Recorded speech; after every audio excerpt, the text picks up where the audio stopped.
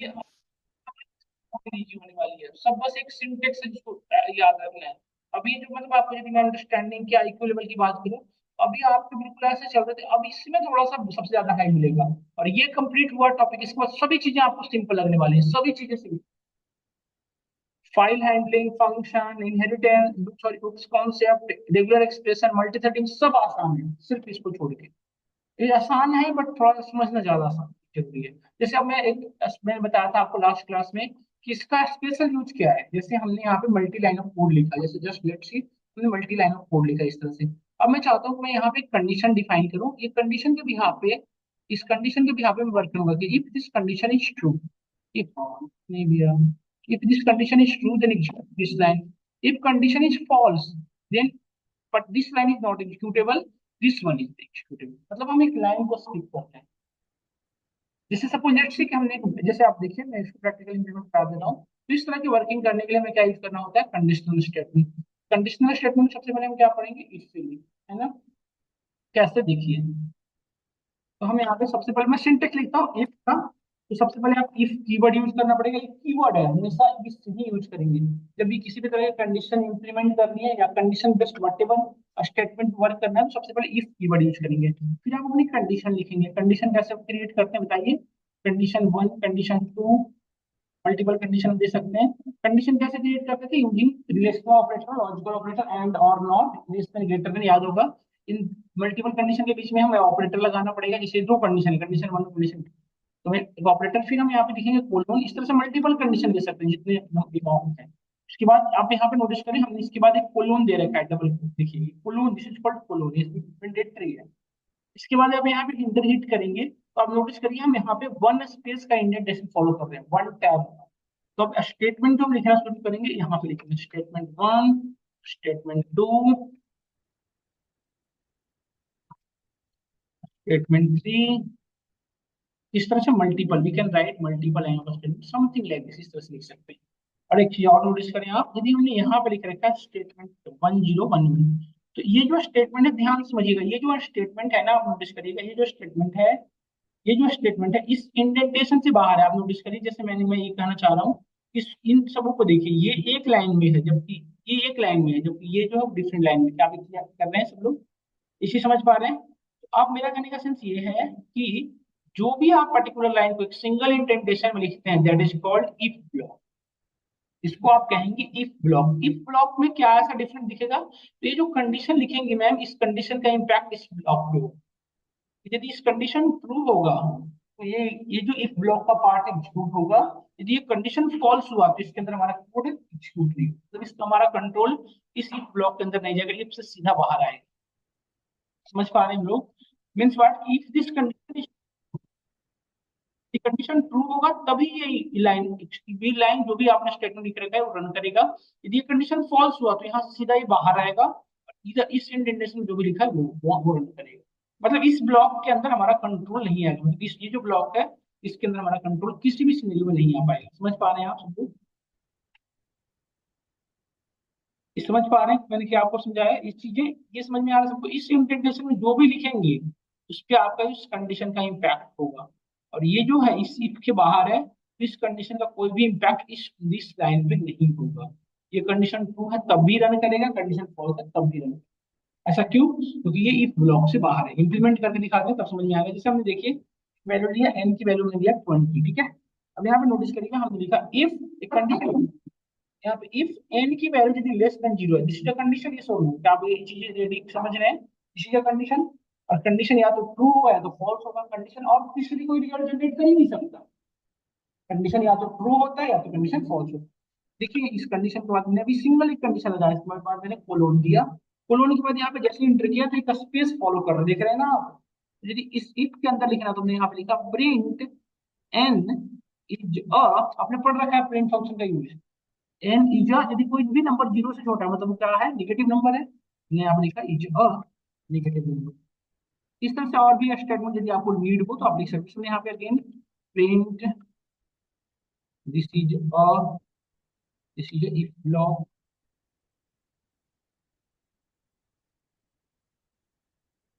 अब देखिए ये भी लिखा हमने, this is also if block. और यहाँ से बाहर आके मैं लिख रहा हूँ प्रिंट थैंक्स एंड रिगार्ड्स।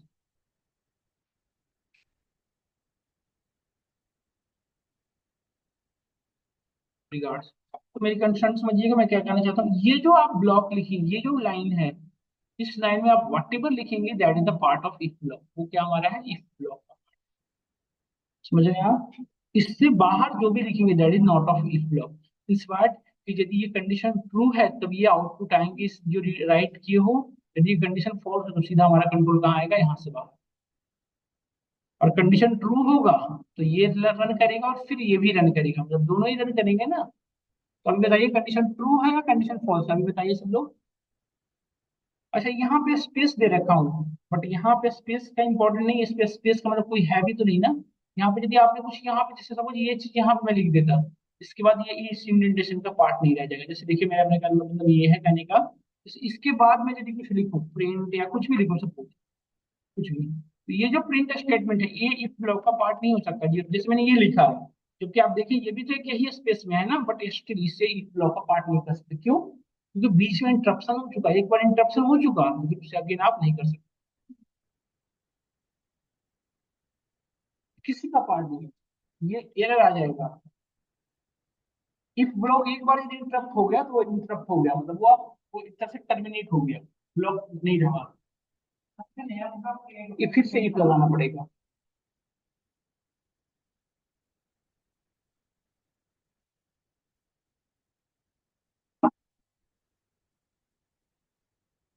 ये स्पेस है ना यहाँ पे बीच में, हमने कुछ नहीं लिखा है तो ये बाय कंटिन्यूअस चल रहा है। यदि यहाँ पे कुछ भी लिख देते जो इंडेंटेशन से बाहर लिख देते, मतलब यहाँ से लिख देते, तो ये फिर इंटरप्ट हो जाता है, ये ब्लॉक का पार्ट नहीं रहता। ये मैं समझाना चाह रहा हूँ। ब्लैंक होना, ब्लैंक होने से इंटरप्शन नहीं हो रहा है। अब यहाँ की वजह से ये शुरू हो, मतलब ये जो ब्लॉक है वो टर्मिनेट हो चुका है ब्लॉक। अब फिर से जब ये ब्लॉक, क्या नहीं, अभी जैसे देखें आप कंडीशन अभी देखिए ट्रू है या फॉल्स है। अभी कंडीशन बताइए, एन की वैल्यू में 20 लिख रखा है तो 20 लेस देन जीरो फॉल्स ना, 20 की वैल्यू जीरो से छोटी नहीं है। कंडीशन फॉल्स है तो हमारा इसमें से कोई भी रन नहीं करेगा, ये सारे ही हमारे क्या रहेंगे, साइलेंट। यहाँ से सिर्फ हमें आउटपुट क्या आने वाला, सीधा बाहर आके थैंक्स एंड रिगार्ड्स। देखिए,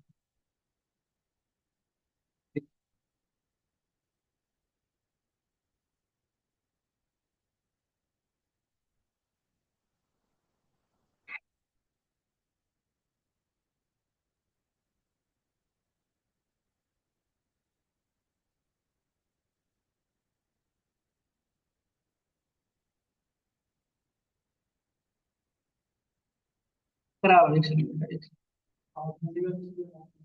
गो गूगल, गो लैंग। हाँ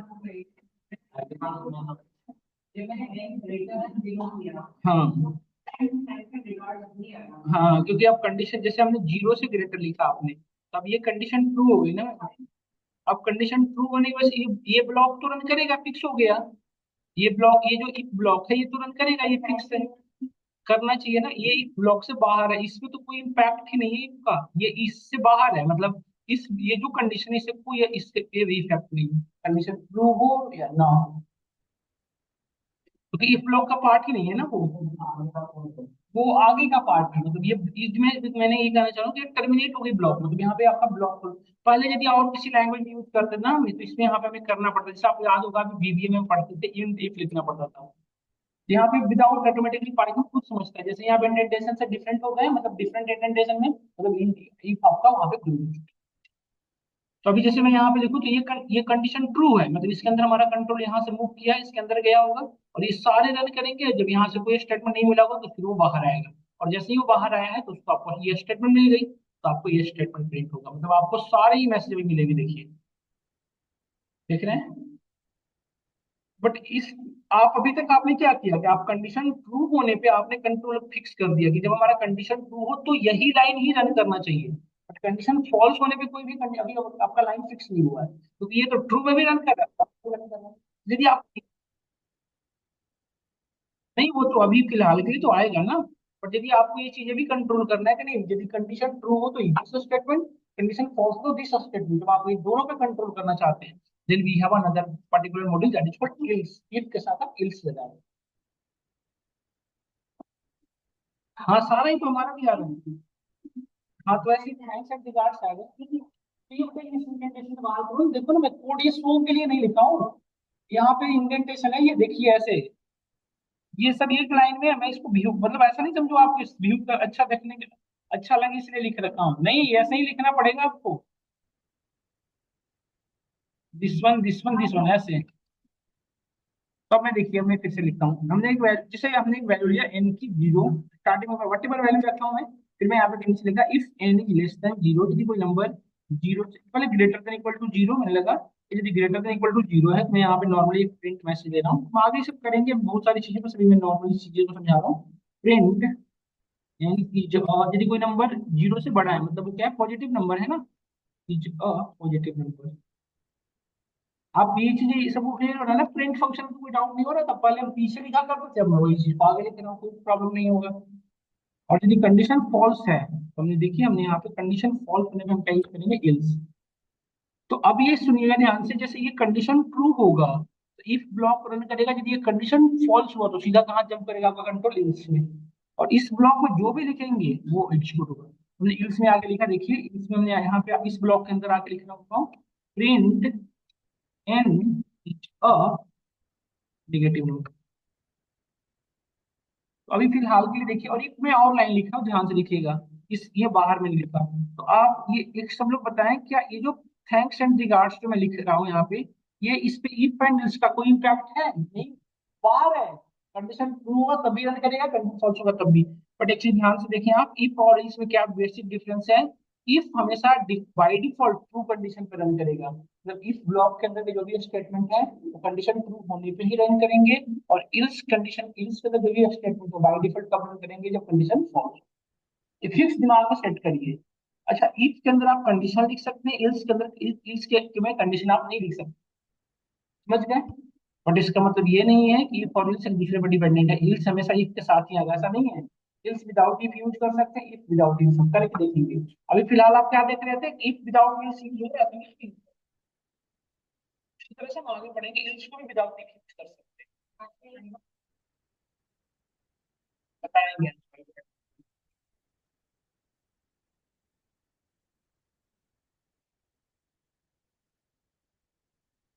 नहीं इल्स में कंडीशन नहीं है, ऐसा ही है।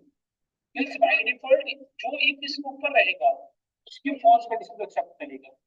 मतलब ये जो जैसे अभी फिलहाल के लिए हमारा ये वैल्यू क्या है 12, ग्रेड 12 में से ये ग्रेड कंडीशन ट्रू हुआ, तो कंडीशन ट्रू होते ही हमारा ये मैसेज यहाँ पे प्रिंट करेगा। अब कंडीशन ट्रू है तो इफ पार्ट में जाएगा ही नहीं, इफ से सीधा बाहर आ जाएगा।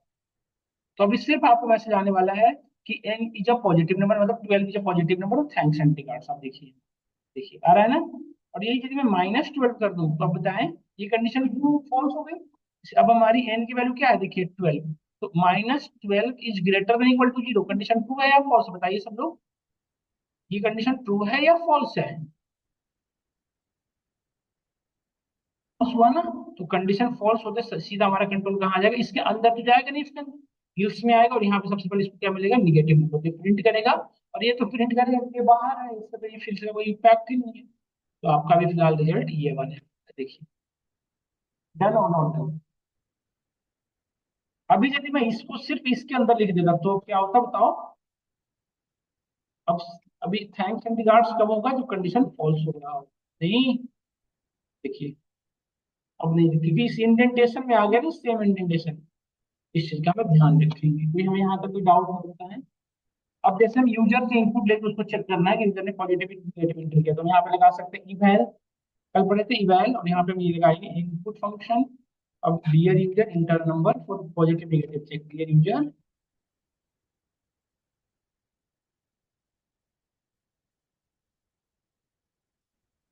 और पॉजिटिव नेगेटिव चेक, पॉजिटिव और नेगेटिव, पॉजिटिव और नेगेटिव चेक करने की।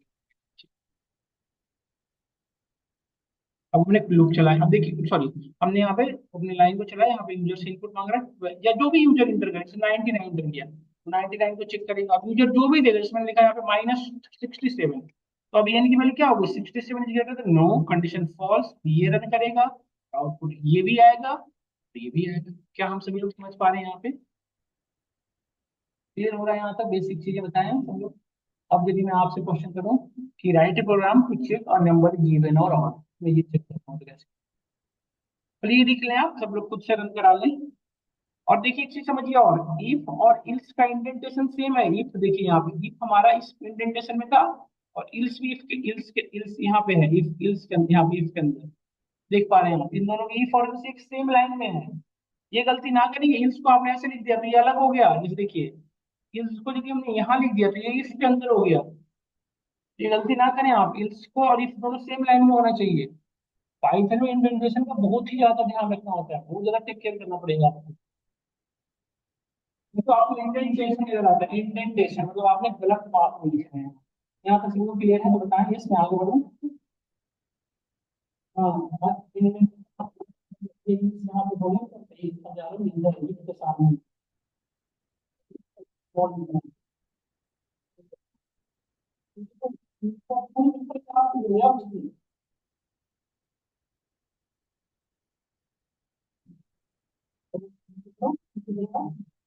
सभी के हाँ, इन सभी को होना चाहिए।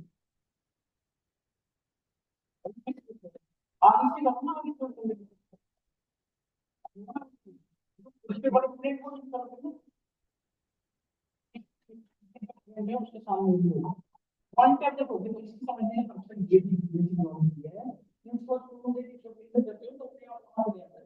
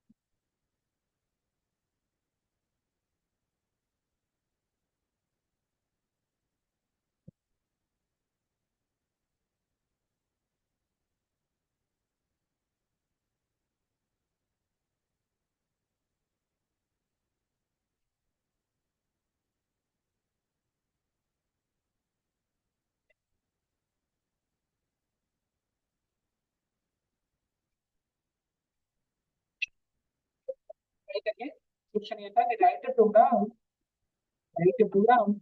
चेक नंबर इज इवन या ऑड। अब देखिए एक चीज को पहले आपको लॉजिक समझा देता हूँ, फिर इस पे चलेंगे इवन या ऑड। कोई भी नंबर जैसे आप ध्यान से देखिए, जैसे यूजर से आपने इनपुट लिखा है, यहाँ पे देखिए सब लोग, जैसे आपने यूजर से इनपुट लिया, एन में यूजर से आपने इनपुट लिया, चाहे वट एवर वैल्यू रहा, यूजर ने सब 12 इनपुट किया। ये 12 इवन है या ऑड है, कैसे चेक करते हैं आप बताएं सब लोग? तो इसमें यदि हम डिवाइड करें, तो 2 से डिवाइड करेंगे तो हमारा रिमाइंडर कितना आना चाहिए? 0। तो रिमाइंडर कौन से ऑपरेटर रिटर्न करता है, हमने पढ़ा था, याद करिए। मॉडुलस डिवीजन, ये ऑपरेटर पढ़ाया था ना मैंने आपको, कि किसी भी यदि दो नंबर के बीच में डिवीजन करना हो और आपको रिमाइंडर पॉइंट रहा है तो क्या यूज करें ये। तो एन मॉडुलस डिवीजन बाई 2, यदि ये दोनों को डिवाइड करने के बाद हमारा रिमाइंडर इक्वल इक्वल्स टू 0 आ जाए तो वो क्या है? इवन, यही कंडीशन होगा ना। कंडीशन में क्या लिखेंगे? If n modulus division by 2, तो डिवाइड होकर यदि remainder 0 is equal equal to 0 आ गया तो कंडीशन ट्रू है। तो हम कंडीशन लिखेंगे ये वाला, लिखिए तो, if this condition is true then print even number, और इसमें आगे लिख देंगे और करिए फटाफट से इसको इंप्लीमेंट करिए। इक्वल टू क्यों लिख रहा हूँ? क्योंकि बराबर के लिए, इक्वल टू बराबर होने के लिए, है ना। ठीक करिए तो सब लोग इस क्वेश्चन को अटेम्प्ट करो। कंडीशन बस इतना ही, एन में ये वाला लगाना जो हमने यहाँ पे लिखा है।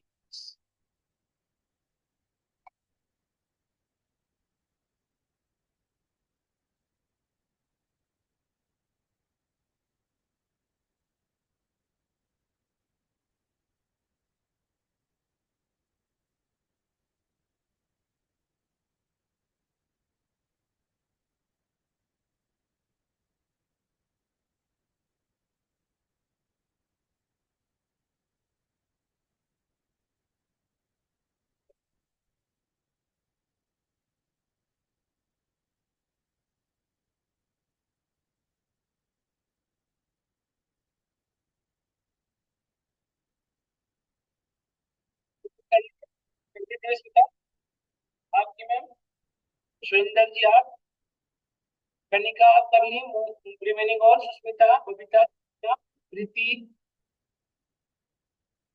रोहित, लक्की। देखिए सबसे पहले यूजर से इनपुट लेना था, इसलिए यूजर से इनपुट लेने के लिए आप कोई भी वेरिएबल करने में ले लीजिए, जैसे हमने डीएफ ले लें वट एवर कुछ भी ले लें। तो हमने यहाँ पे वैल यूज किया और यहाँ पे यूजर से इनपुट लिया इनपुट फंक्शन, और यहाँ पे लिखा हमने डियर यूजर इंटर नंबर या कुछ भी लिख दें, जस्ट हमारी एक हैबिट हो चुकी है हमेशा एक इसलिए लिख रहे हैं। आप कुछ भी लिख सकते हैं, इंटर नंबर सिंपल लिख सकते हैं, number to even out check.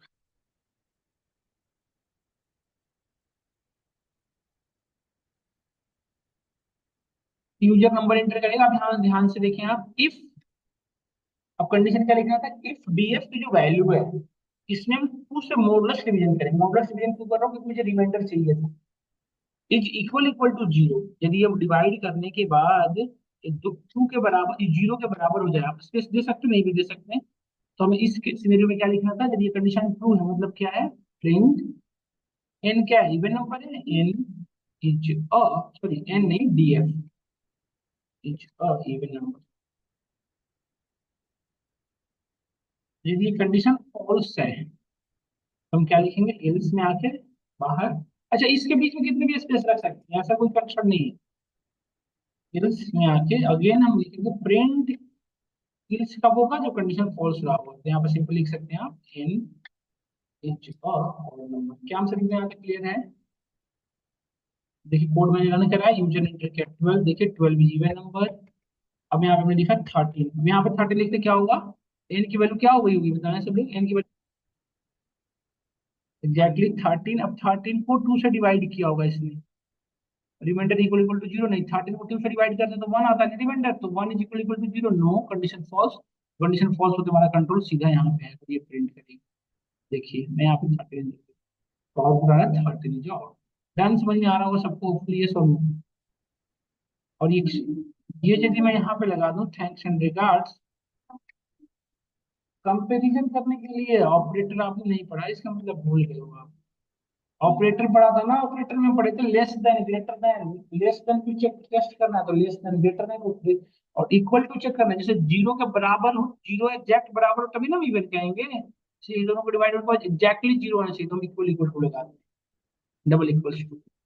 Done.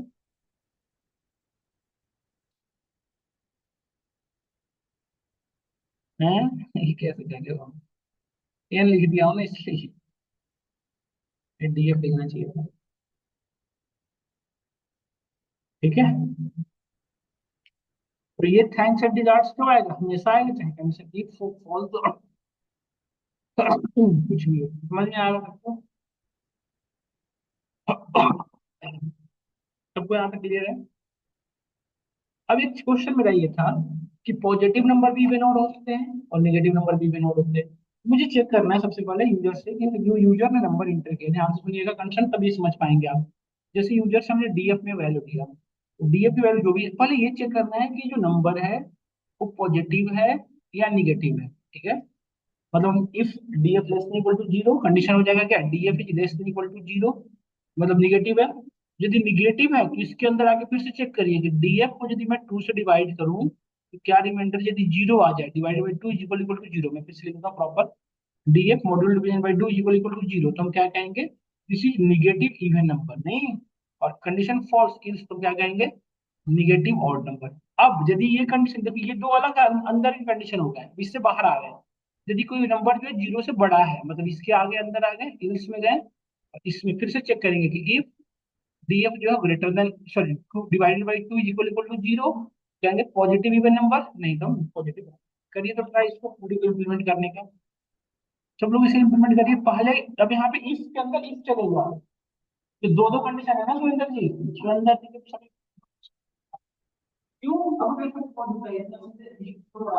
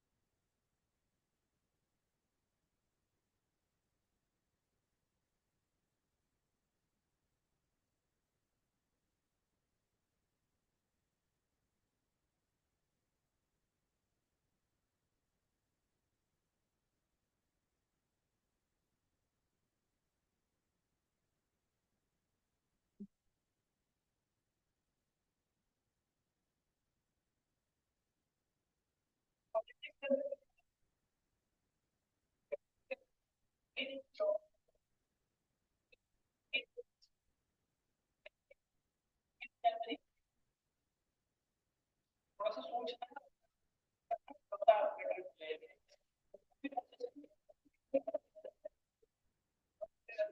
अब पॉजिटिव है तो इवन हो सकता है, में भी जैसे इल्स में वहां पे भी आती है शिफ्ट। अगेन इफ के अंदर अगेन इफ और इल्स के अंदर अगेन इफ। इस पूरे कोड जो है ना आपका, ये पूरे कोड जो है तो आप इवन पॉजिटिव वाले को भी लगाएंगी और नेगेटिव वाले को लगाएंगे। बस ये होगा चेंज इसमें कि पॉजिटिव वाला में पॉजिटिव इवन नंबर आगे लिख देंगे, पॉजिटिव ऑड नंबर, नेगेटिव वाले में नेगेटिव नंबर। कहने का नंबर पॉजिटिव होगा तो वो इवन होगा। हाँ, इन्हें पॉजिटिव है तो क्या इवन है? पॉजिटिव भी तो इवन और दोनों होते हैं। अच्छा मेरे फ्लो में देखिए, यदि आप यहाँ पे कर रहे हैं तो मेरे साथ देखिए सब लोग। अच्छा आप यहाँ पे समझिएगा फिर आप कर लेंगे, देखिए सब लोग देखें आप। पहले तो सब लोग किए होंगे कि इफ नंबर, जैसे इनमें से पहले इनपुट ले लेता हूँ मैं, इनपुट लेने के लिए मैं सिंपली ये कोड यूज कर लेता हूँ सिंपल। यहाँ से यूजर की इनपुट ले चला जाएगा। अब मैं यहाँ पे चेक करूंगा if df is greater than equal to zero, मतलब कंडीशन ये कब क्या हुआ, पॉजिटिव नंबर की है। और जो भी पॉजिटिव नंबर होगा तो इसके अंदर में आया पॉजिटिव नंबर के रिस्पेक्ट। अच्छा इसमें हम आपको सिंपली अब इसके अंदर पॉजिटिव नंबर के अंदर भी आगे चेक करिए again if df module division by two equal to zero. ये ट्रू है, मतलब ये कंडीशन क्या, ये कंडीशन कब ट्रू होगा, जब पहले यहाँ पे हमारा कंट्रोल पहुंचेगा ही कब, जब पहले ये कंडीशन ट्रू रहा होगा। नहीं, तो यहाँ पे आकर चेक करेंगे कि D print, simply number check print करेंगे कि df is a positive even number. ये जो नंबर है वो पॉजिटिव है और इवन नंबर है। यदि ये कंडीशन फॉल्स है तो ध्यान से देखिए, ये इफ के रिस्पेक्ट में जो अभी मैं इल्स लगाने वाला हूँ, ये इस इफ के रिस्पेक्ट में लग रहा है।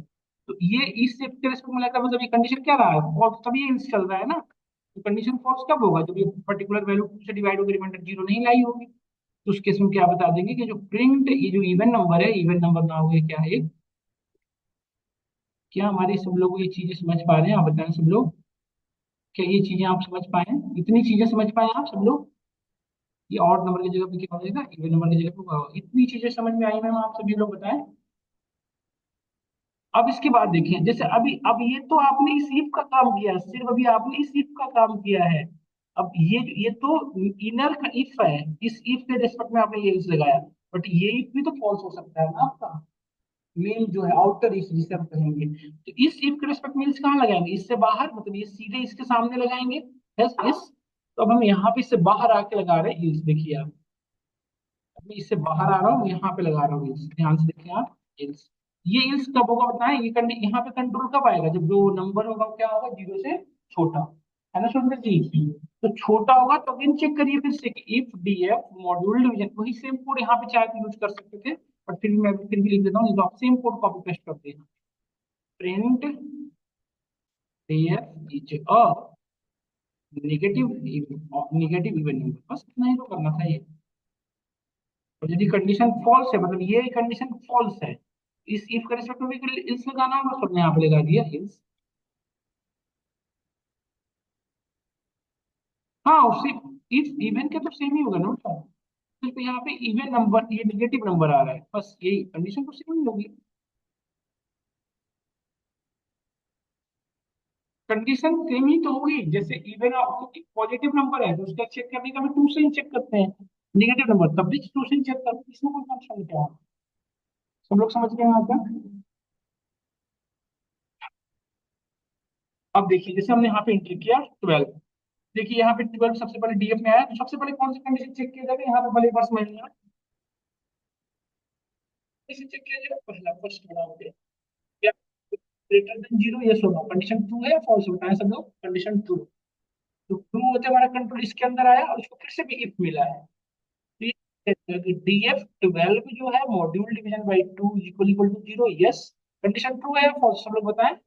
12 से डिवाइड करेंगे तो remainder zero, zero equal to zero, ये जीरो हो गए, तो कंडीशन तो हमारा ये मैसेज प्रिंट हुआ, पॉजिटिव डन। तो यहाँ से सीधा बाहर आ जाएगा, इस इल्स में जाएगा ही नहीं, क्योंकि देखिए इस इफ के रेस्पेक्ट में ये इल्स यहाँ नहीं जाएगा, इससे बाहर आएगा, ये इल्स में देखो यहाँ से सीधा बाहर आ जाएगा, मतलब हमारा सिर्फ आउटपुट ये आएगा, ठीक है, सिर्फ पॉजिटिव नंबर देखिए। क्लियर होता है? जब कंट्रोल समझाएं, यहाँ से 13 लिखा तो क्या होगा? सबसे कंडीशन, कंडीशन फॉल्स यहाँ पे आया, और ये चेक है ना, ये पॉजिटिव हो। अब यहाँ पे देखिए, सपोज करो मैंने लिखा -44। जैसे ही आपने -44 लिखा, ये कंडीशन जस्ट फॉल्स हो गया, क्योंकि -44 is not greater than zero ना। ये सब सुरेंद्र जी, ये कंडीशन ट्रू है या फॉल्स है? -44 जीरो से बड़ा है, छोटा है? जीरो। ये कंडीशन ट्रू है या फॉल्स है? फिर आप कहाँ जाएंगे? इल्स में ना, इसके अंदर नहीं जा पाएंगे ना, इसके अंदर इस इंडेंटेशन में जाएंगे ही नहीं। तो अब यहाँ पे आए, और यहाँ पे फिर से चेक होगा कि 44 से डिवाइड करने पर रिमाइंडर जीरो आ रहा है, यस और यस यदि आ रहा है, दिस वन, यदि कंडीशन फॉल्स है तो दिस वन। यही तो होगा। देखो अभी फिलहाल क्या लिखेगा, निगेटिव वैल्यू। यहीं पे यदि मैं लिख देता -24 75, तो देखो लिख रहा है क्या, सिंपल यहाँ से क्लियर हो गया। इसको नेस्टेड इफ के अंदर इफ लगा नेस्टेड इफ। अब एक क्वेश्चन और कर लेते हैं। चलो